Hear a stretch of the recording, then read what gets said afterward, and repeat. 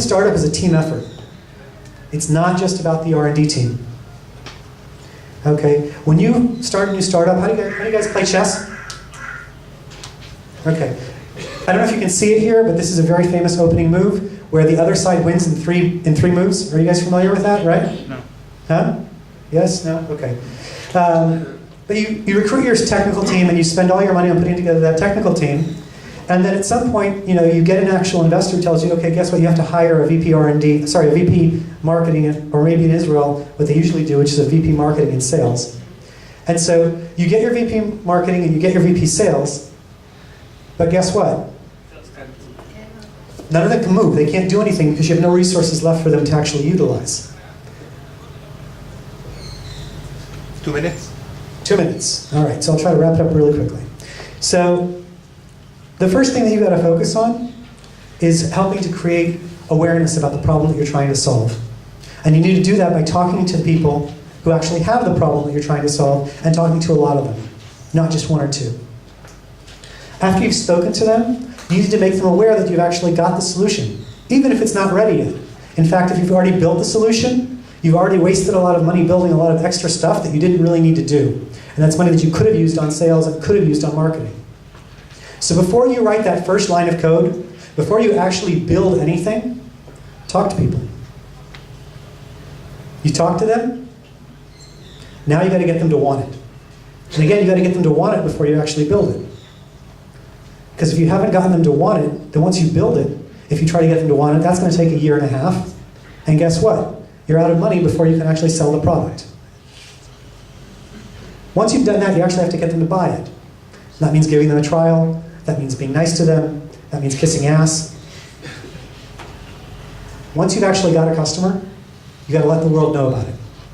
You got to let them know that somebody, somewhere out there, thought that your product was important enough, they were willing to pull money out of their pocket and give it to you to say thanks. Now, a lot of these concepts are foreign to entrepreneurs because guess what? In Israel, entrepreneurs aren't business people. They're engineers, which is fine. Okay? You guys know how to build stuff. You guys know how to build stuff really, really well. But for those of you that don't know how to actually go out and sell it, you can come to us and you can talk to us about it, because that's what we do. We have a team that helps you sell your product. Thank you. Take care. Thank you very much. Thank you. So true. Thank you. Okay. Thank you very much. Ali, appreciate it. Next speaker, I haven't seen him. Oded, is he around? Okay, if not, then I'm happy to introduce Ron Bowman from Dale Carnegie. Ron was born in England, spent most of his life in the US, 6 years in the Navy. Marine Corps, sorry for that. And for the last 25 years, he is with Dale Carnegie. The last 10, after he made Aliyah, is here in Israel. He is responsible for Dale Carnegie in Israel, Gaza, and the West Bank, and will share with us the next 10 minutes some of his insights. Ron.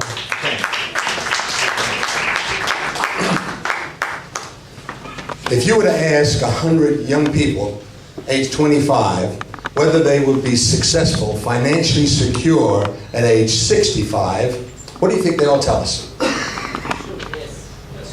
Don't let me die up here, gang. It's quite interesting. What were they saying? Yeah, we live in a land of opportunity. We see people every day. They drive these fancy cars. They live in these nice houses. They have this spendable income. Why shouldn't a young person with all of this opportunity available to them think that they can't be just as successful when they reach the golden age of retirement? But if we turn the clock ahead 40 short years, this is what we find. One is rich, precisely where they said they would be. 4 are well off. In other words, they're still living in the style they've been accustomed to. They can buy clothes for their grandchildren. They go on vacation every year, buy a new car every couple of 3 years. 5 of them are working, Not because they want to, but because they have to, just to survive. By the way, these are not my numbers. Health, education, and welfare, social security, they all give you the same statistics. 36 are dead, and the really tragic thing is that 54 are broke. They are dead broke. They're on welfare or rely on some kind of sustenance just to get by. How many of you want to be broke when you're 65? Would you please raise your hand? Do you know in the 35 years I've been asking this question, I've yet to have one single person ever raise their hand and say they want to be broke? Now, we have no control over whether we'll be dead or alive. How many of you want to be working when you're 65 because you have to? Please raise your hand. Do you know in the 35 years I've been asking this question, I've yet to have one single person raise their hand and say they want to be working? So what you're all telling me is that you want to be in the top 5%, preferably the one that makes it. Okay? Now, I've got some sad news and some glad news. The sad news is that statistically speaking, only one of you in this group is going to be that person. But the glad news is every single one of you have the opportunity to be that individual. So if that's true, if we live in a land of opportunity, what is it that stops us from being that one person? Well, I find it boils down to several things, but one thing I've always found consistent, and that is it has to do with our attitude. Because there are 4 phases of attitude that we go through all our lives. The first phase, and you'll all recognize this, we get into a new job, a new environment, a new relationship. It's one called excitement. You know, we have the business cards printed up. We tell everybody how good we're going to do. We make plans. We even come in a little early. We stay a little late. We're really revved up. And then sometimes 30, 60, 90 days down the line, sometimes it doesn't even take that long, there is a second attitude that we encounter, and you'll all recognize this. It's one called frustration. Things aren't quite the way we expected them to be. Boy, they never told me I'd have to work, you know. At first, we may deny it. Well, it'll go on, but something else will come up.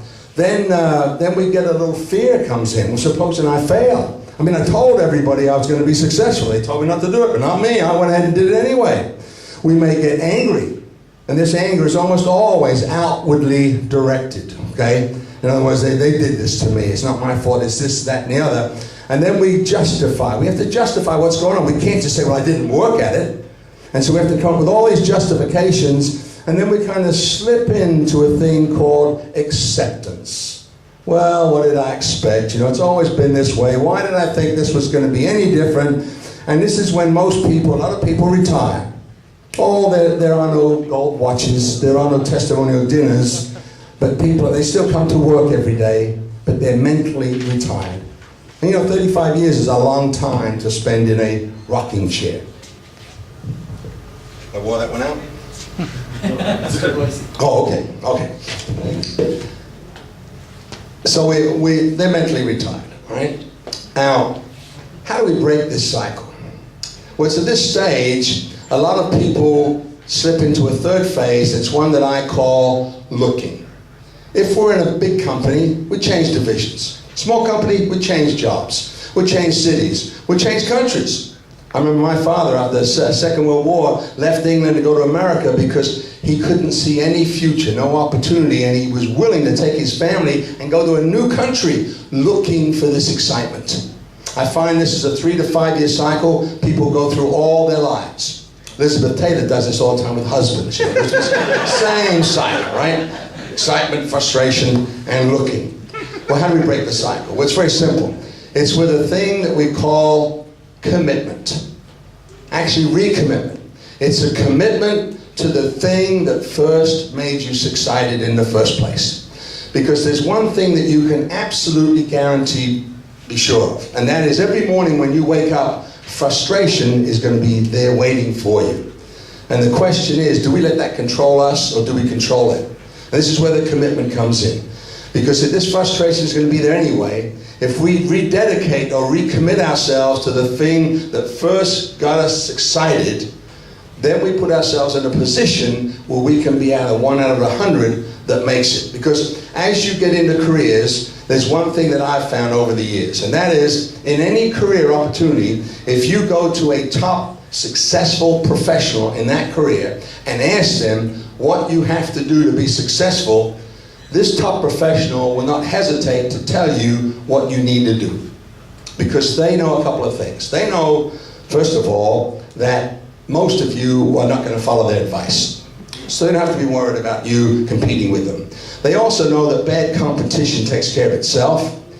And they also know that good competition always strengthens the industry or business that you're involved in.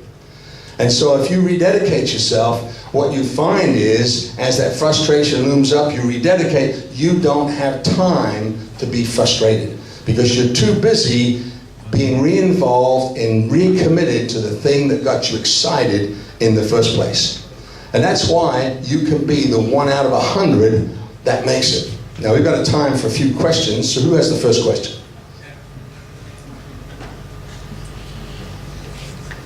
Yes? Never you're talking about, it's only people that are not educated. What about people from, let's say, this faculty of engineering? I mean, what's the statistic more or less for well-educated people? Okay. The question is, what constitutes success, right? A lot of people measure it with money, but it's whatever you think is success, okay? It's your measurement, right? Whatever that measurement is. Who has another question?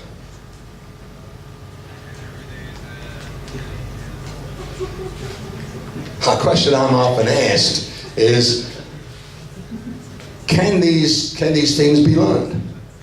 In other words, can I develop charisma? Can I develop a more positive attitude? And the answer is yes. These are all skills that can be learned, behaviors that can be established, developed, so they continue to help us in the future. I'd like to leave you with a quick story. Early one morning off the coast of California, a young lady slipped into the water, determined to be the first woman to swim from Catalina Island to California. The water was particularly cold that day. She was very heavily greased. There were sharks in the water, so they had sharpshooters on the boats to shoot them and keep them away. There was a dense fog that settled in after a few hours in the water, and finally she asked to be pulled out. She couldn't go on any farther. And her coaches, her mother was one of them, they encouraged her to keep going just a little bit longer. But she said, no, I just can't do it. And so they pulled her out of the water, and she sat in the boat, huddled in a blanket with the reporters around her. She said, look, I'm not trying to make any excuses. She said, but if I could have just seen land, I think I could have made it. You see, they pulled Florence Chadwick out of the water 1/2 mile from the California coast. She let fog obscure her goal. Wow. The next year, under almost the same conditions, she did it again, but this time she succeeded, and she beat the men's record by 2 hours. The challenge I want to leave you is this. There is more opportunity in Israel today than there has ever been before. It's one of the reasons I made Aliyah. I could see the opportunities out here. Don't let fog obscure your goals. Wow. Build on your strengths, and remember that obstacles are things you encounter if you lose sight of your goal. So be goal-oriented. You can be the 1 out of 100 that makes it. Woo. Thank you.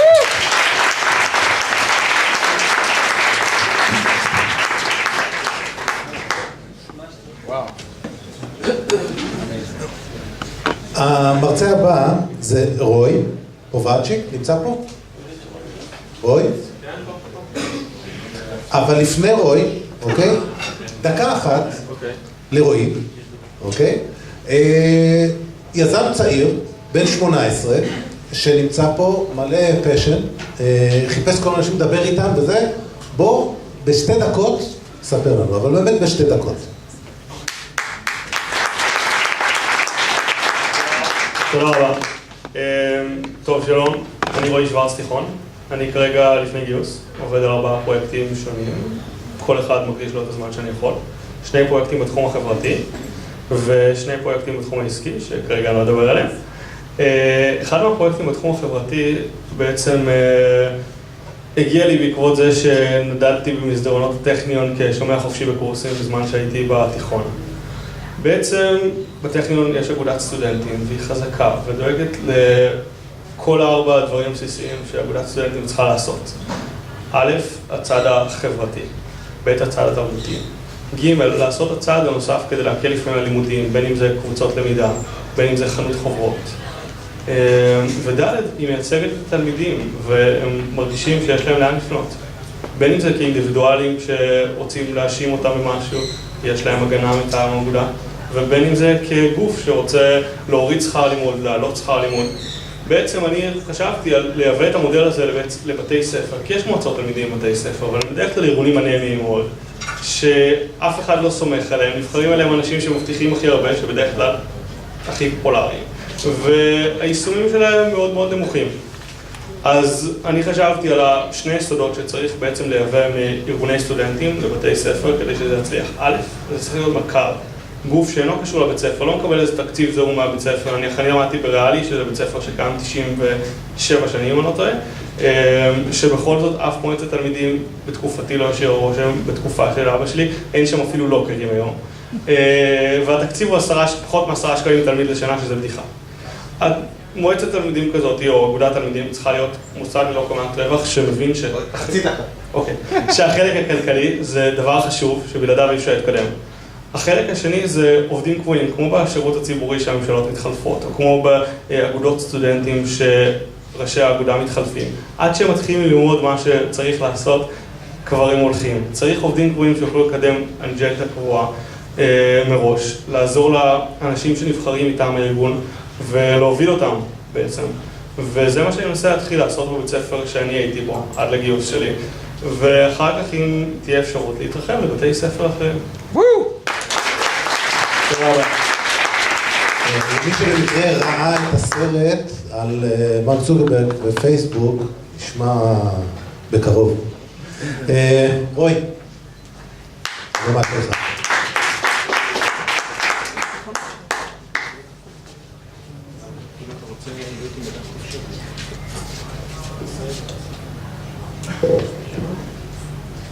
שומעים אותי? הכל בסדר? כן. טוב, אחד הנושאים נראה לי הסקסיים ביותר כרגע זה הנושא של רשתות חברתיות ובעצם כל הנושא של איפה אתה נמצא באינטרנט, מי רואה אותך, מי שומע אותך, פייסבוק, טוויטר, נכון? אני מניח שכולם מכירים את זה כבר. ובעצם את זה באתי לדבר על הנושא של מיתוג אונליין. אנחנו כבר מתחילים הרי משלב ראשון שהוא בעצם איזושהי נוכחות באינטרנט, זאת אומרת, אם שמים את השם שלך בגוגל אתה מוצא תוצאות, במקרה הטוב זה העמוד שלך בפייסבוק, במקרה הרע זה התמונה שלך מכיתה ג' מחובק עם ילדה בגן וכו' וכו'. שניכם בגן, לא אתה בכיתה ג', אני חושב מחדש. ופה בעצם רוצה לדבר על השלב שאתה עובר בעצם מנוכחות כלשהי אמורפית באינטרנט לבין מיתוג עצמי. ההבדל העיקרי ביניהם הוא בעצם הכוונה והמטרה הסופית. העובדה שיש לך בכלל מטרה למה אתה נמצא שם ואיזה מסר אתה רוצה להעביר. ששמרו את השם שלך, ימצאו את העמודים שאתה רוצה שימצאו ואת המסר שאתה רוצה שימצאו. אז בעצם הצעד הראשון הוא באמת שלושת ההגדרות האלה, שתבין מי אתה רוצה להיות. זאת אומרת, מה אתה רוצה שהשם שלך יגלם? למי אתה רוצה להיות? זאת אומרת, המסר שלך לא תמיד יעניין את כולם, אתה צריך למצוא את מי שיעניין אותו. והדבר השלישי הוא איפה אתה רוצה להיות. לא כולנו יכולים לציין את עצמנו ביוטיוב, לא כולנו יכולים לכתוב בטוויטר ובלוגים וכדומה.